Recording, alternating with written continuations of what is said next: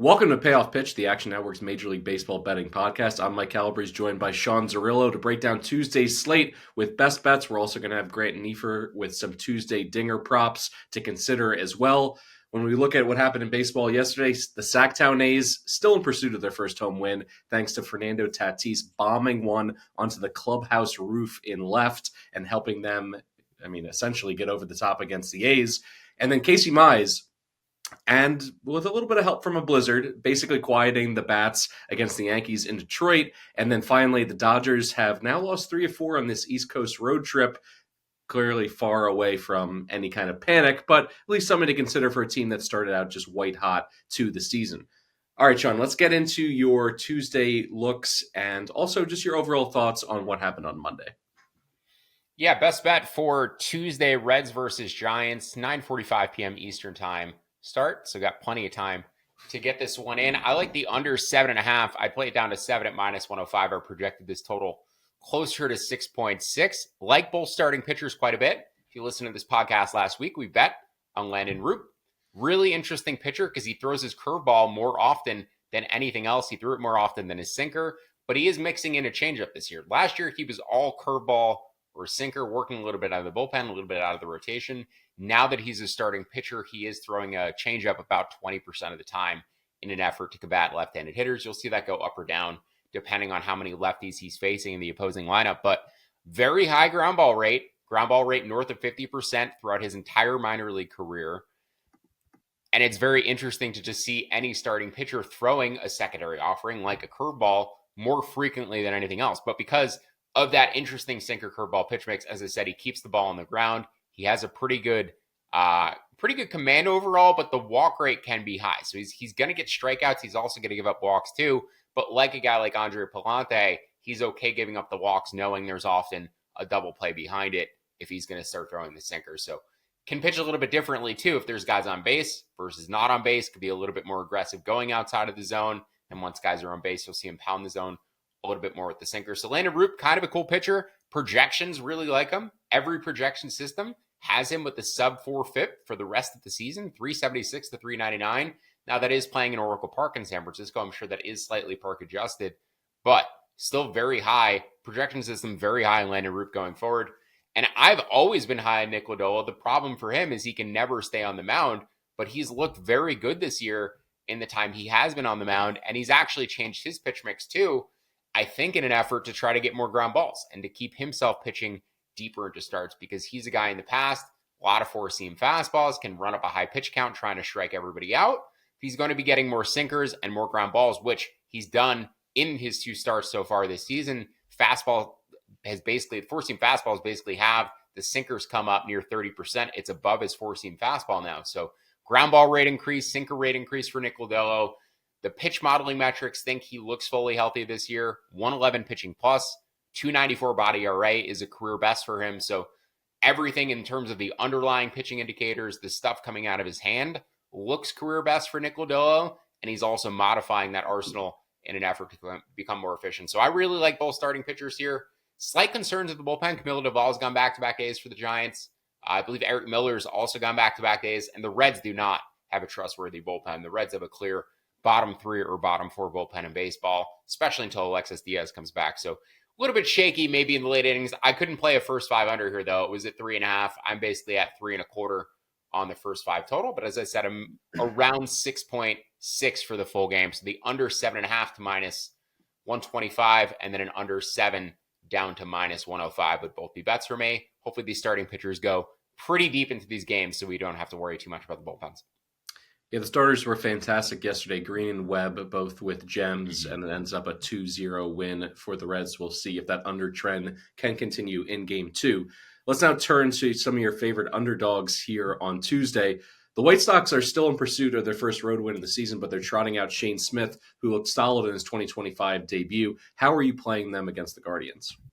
First 5 only. I want no part of the Guardians bullpen against the White Sox bullpen. Now I'm down on the Guardians bullpen this year relative to last year. We've seen Emmanuel Clase in the postseason last year struggle and then kind of bring those into this season too. So concerns about the Guardians bullpen, substantial workload last year. I still want no part of the bullpen battle against the White Sox, who I project to have the worst bullpen in baseball. They've actually been okay so far this season. Expected FIP, strikeout minus walk rate for Chicago's bullpen around league average. They still project 30th or 29th for me. So just want no part of that bullpen battle in the late innings, even though, the price is reflective, first 5 versus full game, in terms of what the adjustment should be, which is about 30 cents between the two halves. You're getting close to plus 170, plus 175 in the White Sox. There is an edge there. I just don't want to sweat that out. I'm much more interested in playing the first 5 innings only, both first 5 money line and spread on Shane Smith against Ben Lively. Shane Smith projects as the better starting pitcher. White Sox bullpen nowhere near competitive with the Guardians bullpen, but Shane Smith does project as the better starting pitcher than Ben Lively. FIP projections out there, 427 to 473 for Shane Smith, 456 to 521 for Ben Lively. So almost a half a run better across the board for Shane Smith. Better pitch modeling metrics. It all, though, comes from one pitch. He is an elite changeup, a very hard changeup, which he throws over 90 miles an hour. It is the hardest changeup with the most drop and the most horizontal movement of any changeup in baseball this season. The pitch is stupid elite. The problem is he really has nothing else in his arsenal that's even an average offering aside from that. So going out there with one elite pitch, you're almost like a reliever trying to mix in other stuff behind it and get hitters guessing and trying to set up the changeup, which you can't really throw more than a quarter of the time if it's going to be effective anyway. We talked about Landon Root with the curveball, throwing it 50% of the time, 45% of the time. You can't go up there and throw a changeup 50% of the time. Guys are eventually going to hit it because there's not as much. His pitch is crazy movement, but guys are probably going to sit on it eventually and hit it. You can't throw a changeup 40% of the time. You can get away with it 25 to 30% of the time if you're setting it up adequately with other offerings, and that's basically all he's able to do is just try to set up the changeup and pitch through it. But with that, he should have reverse splits if he's going to, have a nasty changeup, should neutralize lefties better than he does righties. So that does help him a little bit because there's right-handed hitters that don't hit righties as well. That sort of helps him, even if he's throwing his lesser stuff against them. Now, again, another reason I don't really want to sweat this full game over, the White Sox offense is no better than it was last year. 72 WRC plus. They finished at 75 last season. I still think they're going to continue to struggle to score runs, and when they're facing better pitching, that should be the case. Ben Lively, not the better pitching. I think he's closer to a replacement level arm. Him getting innings is, part of the concern I have with the Guardians this season, not only in terms of their bullpen, but also they need starting pitching to elongate they need their starting pitchers to go deeper into starts in general so that they can take some pressure off their bullpen, because their bullpen had to eat so many innings last season, get into the postseason. You're pulling Tanner Bybee in the 4th or 5th inning and going to the bullpen, and then those guys are getting worn out by the end of the game or their 2nd and 3rd game in the series. So overall, I'm not high on this Guardians team this year. They were a substantial value to miss the playoffs at the beginning of the year, and continuing to give innings to guys like Ben Lively, I don't think is promising. So White Sox first 5 down to plus 127, and then the first 5 spread at minus 112 or better. I made those about plus 115 and minus 122 respectively. I see you have another underdog on your card here. There's a little pitching maneuvering in the Toronto rotation yesterday in Boston, but it appears we're going to get Easton Lucas today. Talk me through why he's a good bet on the road. Yeah, same reason I explained yesterday. I just much prefer the Red Sox offense against right-handed pitching than I do against left-handed pitching with Devers and Duran and Casas. There's a 4th left. Oh, Willie Abreu, I failed to mention. Once Yoshida gets back in there, they're pretty lefty heavy. I don't like their righties as much as I like their lefties. Bregman is a good bat. But then once you get down to Story and Connor Wong, who got hurt yesterday, but their other right-handed bats don't scare me as much as their left-handed bats do. So I think there's about a 10% gap in terms of effectiveness between the Red Sox, lefties versus righties. I think they're closer to a league average offense against right-handed or left-handed pitching. I think they're 15% above league average against right-handed pitching. So a big drop-off in terms of the offensive splits for Boston. I mentioned yesterday, I'm super high on Garrett Crochet. I expected to bet Crochet against Toronto, at a price point, I said at minus 150 or better. That was assuming he was going to be going against a guy like Barrios, not getting the matchup he's actually getting. But yeah, getting a left-handed starter going against Boston. I projected an edge yesterday. They ended up swapping to Barrios.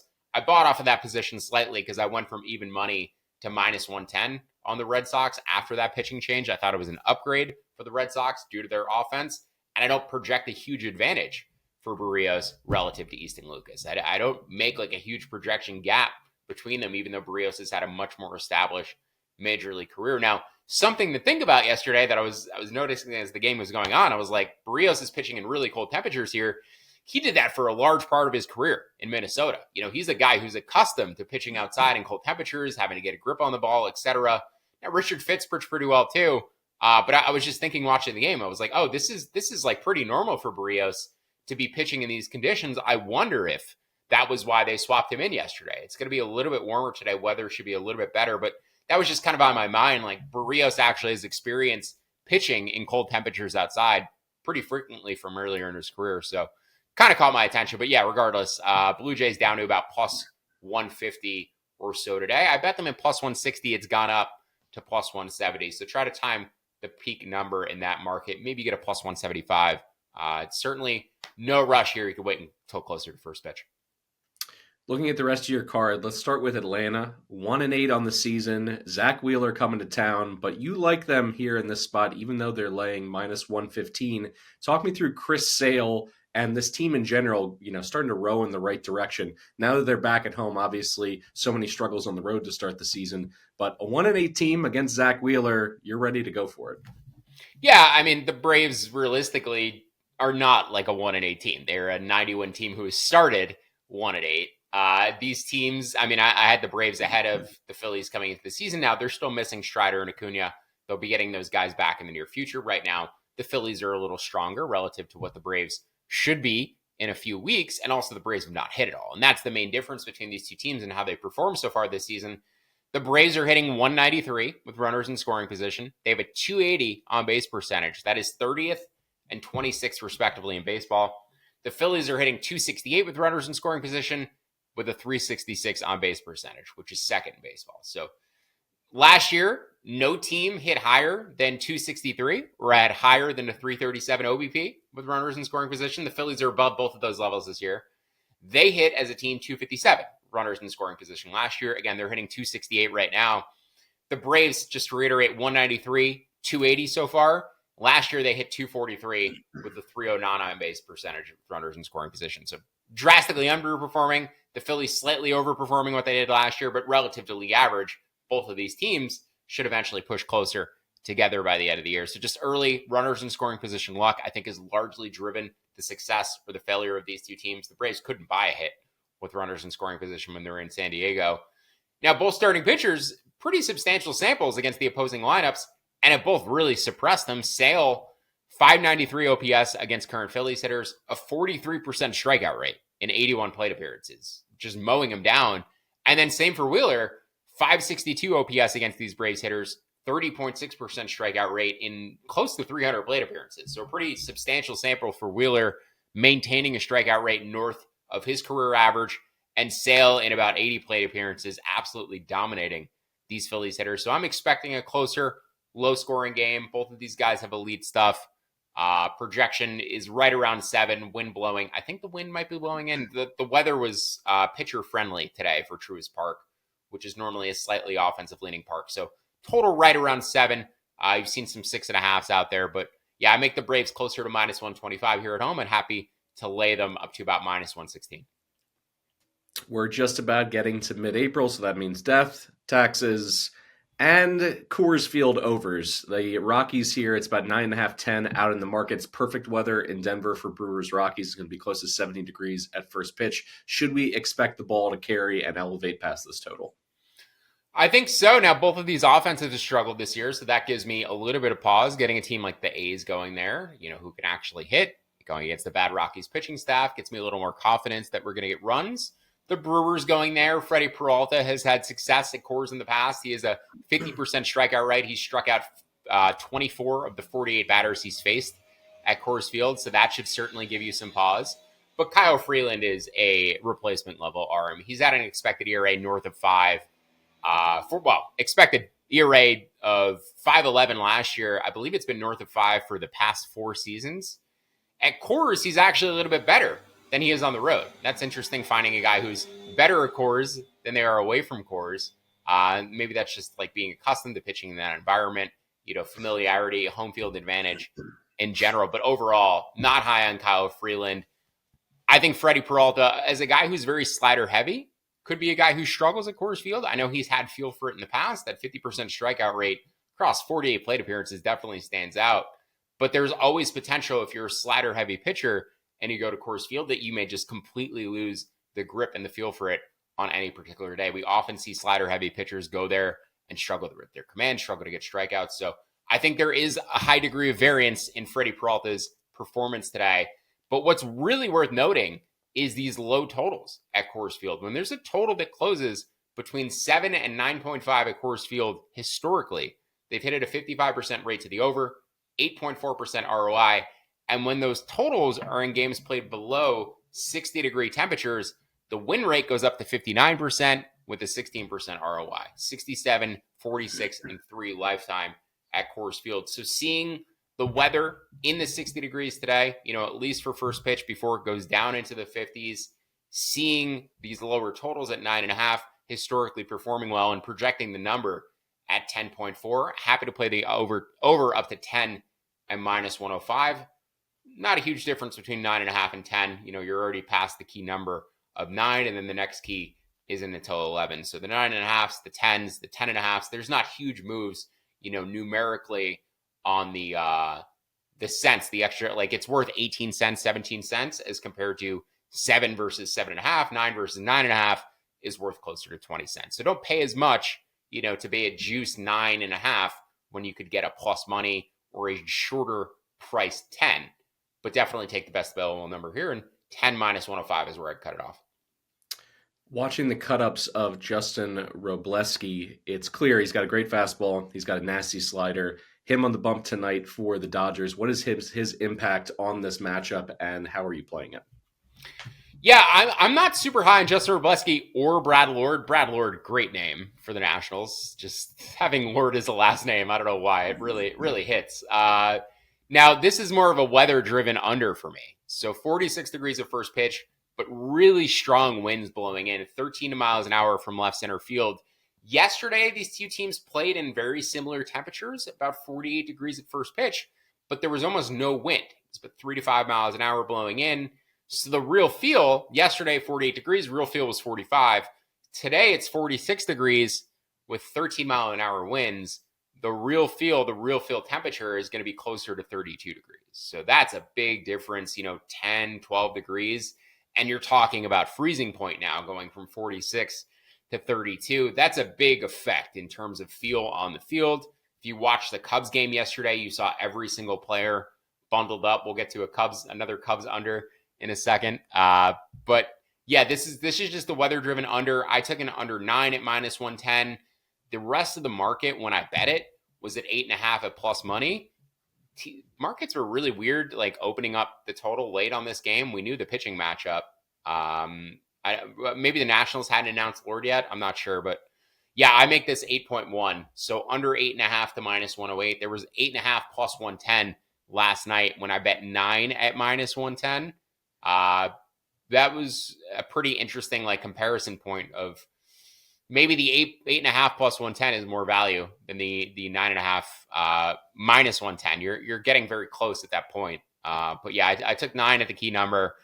I'd still take 8.5 to minus 108, even though this market has moved down. I think it's directionally correct considering the wind and weather. It's just playing around with these bullpens and these starting pitchers who are below average against two offenses who can hit, is a little bit concerning. The Dodgers, though, thus far this year, the Dodgers are not the best offense in baseball right now. They're like 8th in WRC plus. It feels like in every game, they're the Undertaker meme. It's like every single time the Dodgers go down, I'm just, especially by the under, I'm like, this under's cooked because the Dodgers are going to have that 3 or 4 run inning late in the game or just chip away, run here, run there, run here, run there. They're so frustrating to bet against. They're so frustrating to bet unders against. I had the Phillies against them on Sunday, and at no point did that bet feel safe, even after the Nick Castellanos grand slam. So yeah, I don't like betting against the Dodgers. I don't like betting unders on the Dodgers just because they can blitz them on their own and clear it on their own, especially against the bad bullpen. But wind and weather forcing my hand here, under 8.5 to minus 108. Another Northeast under this afternoon in Queens. The total between the Mets and Marlins and 7.5, 7 out in the market. More quality pitching. Do you just assume it's going to be a repeat of game 1? I hope so. It should be really cold today, too. Colder than it was yesterday. You said this is an afternoon game. The sun will be out, but it's going to be colder than it was yesterday. It's very cold here in New York today. 43 degrees at first pitch, but 15-mile-an-hour winds blowing in from left center. It's going to feel like 27 degrees on the field in the middle of the afternoon. That's frigid. And with the wind blowing in, we talked about Citi Field a number of times this week because I bet the under all 3 games in Toronto. Once that wind starts blowing in Citi Field, it swirls around the whole stadium. So, even though it's blowing in from left center, it's going to be blowing in from right as well. The whole place kind of turns into this swirling wind tunnel, and everything starts pushing towards home plate. We also talked about wake turbulence and the airport being nearby, and why in general Citi Field, the air getting disrupted, may just play more of a pitcher's park in general. Regardless of the dimensions, it's played about 8% below the major league average, given its current configuration. Now you're talking about adding extreme wind and weather into the impact. It's going to play another 10% below the major league average, if not even more than that. So I make this total about 6.6 or 6.4. I'd play the under 7.5, under 7 to -112. I grabbed an under 7.5 last night. It juiced under 7.5, but again, 7 to -112, my price target. Clay Holmes been great. Just hasn't made it through the 5th inning yet. I think he pushes closer to 100 pitches today. The Mets have kind of cut him off at 90 pitches as he stretches out into a starting role. I think he pushes closer to 100 pitches today, and if he's efficient, gets to the 6th inning. These two pitchers, Holmes and Gillespie, they faced off in Miami last week. Gillespie was actually the better of the two in that start. He had 11 whiffs against this Mets offense. He doesn't have big fastball velocity. He throws 91, 92, but his fastball grades out really well because he has good command of it. And then behind that, it's kind of like Shane Smith. You have one decent pitch, and then you're just kind of figuring out behind it. He doesn't really even have the decent pitch. He just has a fastball he can command and get ahead with strikes. And then he's just going secondary stuff behind it. And sliders, cutters, sweepers, cutters, just trying to get guys to whiff or, hit into weak contact basically and survive. Now, projections don't like him. They have his FIP projections between 475 and 515. So Gillespie is probably a replacement level arm, number 5 starter. I do think, though, in these conditions, he could be relatively effective.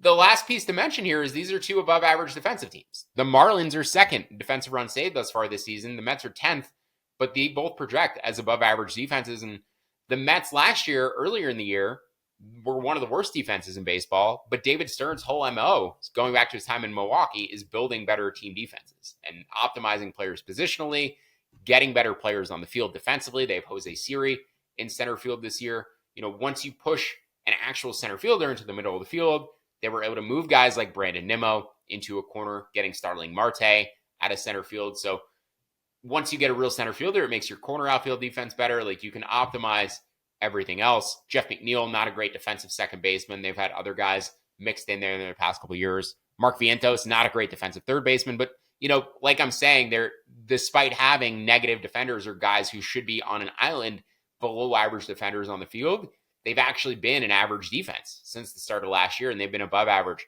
this year. And I think that's the biggest difference since David Stearns has taken over the team. Their pitching staff has gotten better because they have a pitching lab now where they can continually develop guys, add new pitches, optimize their pitch mixes, change deliveries, etc. They're improving their pitching at a rapid rate. You could see it in the high minor leagues too. But then also the team defense has really picked up too. And I don't know if that's entirely training or if it's a combination of training and positioning, new positioning data, new strategy, etc. on defense. But yeah, that's all to say. 2 above average defensive teams playing in miserable, cold, windy conditions with starting pitchers who were decently successful against these lineups about 6 days ago. So the under 7 down to -112 for me in Queens was probably my favorite bet on the board aside from the Reds and the Giants. That's why I felt a little bit more long-winded about this one. Let's look at Minnesota and Kansas City. If you look at these two teams in the terms of their performance against the totals this year, it's a small sample size, but it's 10-8 and pushing 2 of the games to the over. So slightly to the over, but talk me through this particular matchup and why you think it potentially could cruise past that 7.5. I think I bet the over on Pablo Lopez and Cole Reagans last time they were pitching at Kauffman Stadium earlier in this season. It might have been opening day. I'm pretty sure I bet that over 7.5 as well, and I think the conditions were similar. We have some wind systems for Kauffman Stadium and Action Labs. It is one of the more unique environments in baseball because it is an offensive friendly park, but it's not a home run friendly park. It is a doubles and triples park with a big outfield. And when the wind is blowing out, you would expect it to help the home runs. It doesn't necessarily like turn it into a homer park, but you just get increased extra base hits because everything is flying over the head of the outfielders. And today at Kauffman Stadium, 10 to 11 winds, 10 to 11 mile an hour winds out to left field. And historically, again, we have a system in action labs for Kauffman Stadium wind and weather. It's called Kauffman wind out/left. 55% win rate, 6.4% ROI for overbetters since 2005. Again, I make this total 8.1. I bet the over 7.5 to -112, even though Reagans and Pablo Lopez project amongst number one starting pitchers for me, the lower end number ones. I still think this total is a touch low given the wind and the weather. So yeah, just another wind weather driven total for me. And hopefully we cash the over on these two as we did on opening day. I just mentioned track record on totals. The Cubs have been cashing overs at a 75% clip this year, the second highest in baseball, but you're going the other way here. Yeah, another Cubs under at Wrigley Field, like I said yesterday, would be a miserable sweat. I mean, they went 5 for 13 with runners in scoring position to cash that over. Texas at no point threatened offensively. Kyle Tucker hit a ball a mile that ended up dying at the warning track, like a home run on any other day, at any other park, anywhere else. No chance yesterday. The camera panned to like 3 blocks away for the baseball, and it died at the warning track. It was one of the better pan up, pan downs we've had so far this season. Just like, oh, that's surely gone. No, it's not. But you know, the point was like directionally, I think we were correct on the total yesterday. Justin Steele did not give up anything. The Rangers bullpen came in, their B bullpen, and just gave up a bunch of dink and dunks with runners in scoring position. If you watch the game, it was just the Cubs hitting dead ducks over the infield. And they did it 5 times in a row. And then every time the Rangers would throw through to home, the runner would advance to second base, and then they would do it again. If they just threw it to if they just threw to the cutoff guy one time and held the runner at first base one time, that total lands on 6 and we win the game. Instead, it lands on 7 because they got one base hit, you know, every time they advanced the runner to second base and ended up putting it on 7, and no runs were scored after that. But we're going under 8 today. Even with the return of Patrick Corbin. I'm sure most of my colleagues are listening to this podcast, saw the notification in the app, and they're screaming, Sean, don't you realize Patrick Corbin is starting today? I do. Patrick Corbin was very much not bad in the second half of last season. Now, this is my favorite guy to bet against over the past 5+ years. He has 70 losses since 2020. That is 20 more losses than any other pitcher in baseball over that span. We don't judge pitchers by one-loss record. Corbin has played for some very bad teams over that time. Well, he has an MLB high 5.62 ERA over that span. I believe he also has the highest expected FIP over that span, around 5.4. But last year, Patrick Corbin, in a final year of his big contract with the Nationals, knows this is probably it for him. Strikeout minus walk rate, first half, 8%. Second half, 15.7%. That's above league average. Second half expected FIP, 3.63. What the fuck happened with Patrick Corbin in the second half of last season? Well, he decided my fastball sucks. I should stop throwing it. So he started using his slider, his cutter, and his sinker much more aggressively. You really see the sinker rate go up. But the slider in particular, there's starts in the second half of last season where Corbin's just like 50% slider. I'm just going to throw it as much as possible. It's my best pitch. Let's just get it off consistently and see how it goes. And it worked. And you saw the number. I mean, the strikeout minus walk rate doubled. The expected FIP went from 5 to 3.6. Like, he was an effective pitcher in the second half. I know that sounds crazy, but Patrick Corbin deciding, hey, maybe my fastball sucks. It sucked for 5 years. I should stop throwing it. Let's throw some more sinkers and cutters and try to get weak contact. And then let's throw our slider whenever we think we have the count advantage. It actually worked for him. Now, my major concerns here are preparation. I can't find that he had rehab starts with the Rangers. I don't know what he did in terms of ramping up his pitch count for this start. That said, the Rangers' A bullpen is ready to go behind him. So if this is a tight game, I think Corbin gets through 5, and then you just see the Rangers' A relievers 1 inning each for each of the last 4 innings here, which is what I wanted yesterday. We didn't get it because they were already behind 3 or 4-0, and they just went with Garabito and threw the game essentially. But today, if it's a close game, I think you get high leverage guys for each of the past 4 innings or each of the final 4 innings. Jameson Taillon, not a guy I'm particularly high on either. Projects as more of a league average, slightly low league average pitcher. And the Cubs bullpen scares the crap out of me. I do not like the Cubs bullpen at all. I think they've pitched well so far this season. Ryan Presley is an absolute heart attack. I think it's a matter of time before he pitches his way out of that closer's role. So if this comes down to bullpens in the late innings, Cubs are holding a lead, I'm going to be much more scared than if the Rangers are trying to protect a small lead. But the under, I made closer to 7.3, I believe. So 7.5 at even money, 8 to -115 would be my price targets. I know it's come down from 8 to 7.5, but I think you could still get plus money on the 7.5. Sean, I think I could save you money on coffee in the morning. If you're feeling a little groggy, I will call you and I'll just simply say, Patrick Corbin sucks. And then just let you get all fired up and cook for about 10 minutes. Yeah. As a matter of fact, he does not. All right, we're going to get into some futures. We're going to break it down by league today. We'll do the NL. Friday, we'll do the AL. Try to get this on a regular basis so we're not just hitting Monday, Tuesday, Friday best bets, but also giving you big picture futures that you can follow along the way. What are you seeing in the NL? Yeah, I had somebody tweeted me yesterday that Spencer Schwellenbach up to 3rd in National League Cy Young odds. And as you mentioned, Hunter Green absolutely dealt last night out in San Francisco. They're 3rd and 4th respectively now in NL Cy Young odds. And, you know, it's great to get excited about it. These awards, AL MVP, NL MVP, NL Cy Young, they're going to come down to Judge, Ohtani, and Skeens getting hurt or not getting hurt. One of them probably gets hurt at some point. I'm not wishing this on any of them.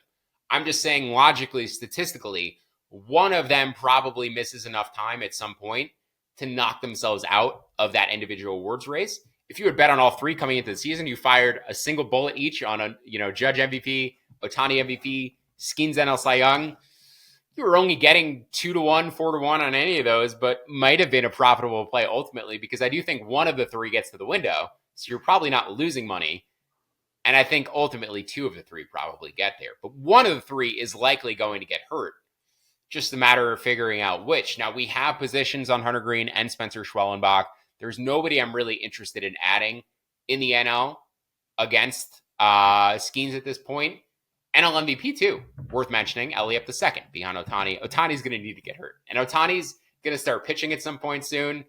Like, maybe that's where it happens. Maybe he hurts his shoulder, trying to get back on the mound, and then that takes him out of the lineup. Though we've seen in the past, even when he had Tommy John, he was back in the lineup pretty quickly. So DHing, it's less likely Ohtani's going to get hurt in general, but it's just worth mentioning, like time and time again, they're so injury dependent, those categories. It's just all on the shoulders of Ohtani, Judge, and Skeens to stay healthy throughout the entire season. But happy to see the guys we bet on floating up, closer to the top of the leaderboard.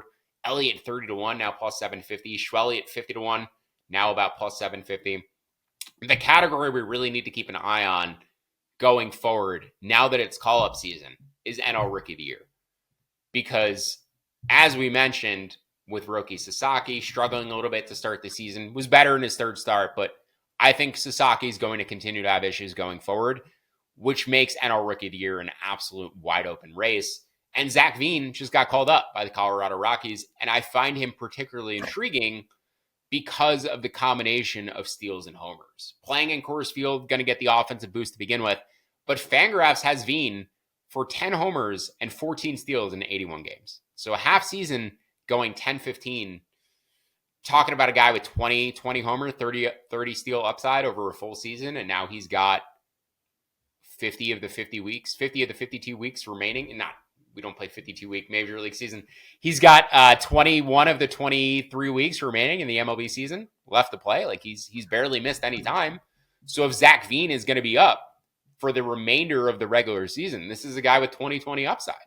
15, 30 upside. Like 70 grade speed, 60 grade raw power, a below average hit tool, average defender. So you would expect by wins above replacement, considering the average defense in the outfield, he's a guy who could get a 2.5 win season by the end of the year. Now, projections don't put him there. Projections have him as like a neutral player, even getting 10 homers and 14 steals because of playing in Coors Field and the adjustments, the offensive downgrades, etc. But I think Zach Veen, very interesting at 25-1 in a category I consider extremely wide open. And he's just one of many guys you'll see called up in the next few weeks. Thomas Sagasi got brought up by the Cardinals. We have a ticket on him from the preseason. I expect him to play a bunch. So just keep an eye on the minor leagues, the buzz around the minors going forward. I think in the American League, the guy with a lot of buzz right now is Nick Kurtz for the Oakland A's. I did it again, Mike. I said Oakland again. I'm gonna have like an Oakland swear jar, and I'm gonna have to put money in it every single time I say the rest of the season, because it's starting to bother me. I'm sure it's starting to bother the people who are listening, and I need to stop myself from doing it. But Nick Kurtz should come up for the A's at some point. He's going to end up pushing Brent Rooker back to the outfield because this guy can absolutely rake. He'll be the first guy called up from the 2024 draft. Just absolutely smokes the baseball, destroying the ball in AAA. And I think it's a matter of time before you see him in the majors. So AL Rookie of the Year, keep an eye on Nick Kurtz before he gets called up. Just to backtrack briefly too, NL Cy Young, Spencer Strider should be back very soon. Has looked dominant in the minors. It's just going back to fading Skeens. Like, do you really want to bet a guy who's maybe not going to surpass 130 innings, 130 dominant innings, but 130 innings against Paul Skeens? If Skeens misses a month, Skeens probably still has the better profile at the end of the year. So Strider 35-1, super intriguing considering how efficient he's going to be. Just, I don't know if he's surpassing 125, 130 innings this season. I'm going to suggest a new segment on a weekly basis. We can get Kevin McCarty, the mayor of Sacramento, to just come in and do 3 fun facts about Sacramento every single week until it seeps in there and replaces Oakland in your mind. Before we wrap, we're going to kick it to Grant Neiffer from Scores and Odds for some home run best bets here on Tuesday. Thanks, guys. It's Stinger Tuesday, so let's just get into some bangers. I got 3 plays in a parlay over on FanDuel with the 50% boost. You can get this all the way up to 2,700. That's 2,000 or 270 to 1. Let's get right into it. Starting off, Jorge Soler. You can get this at plus 500 over at FanDuel. Soler, not quite the same power hitter he was in the past, but still a well above average power hitter. Struggled a little bit over in San Francisco last year in that tough ballpark. But now he's playing over in Tampa Bay. This ballpark is above average for home runs.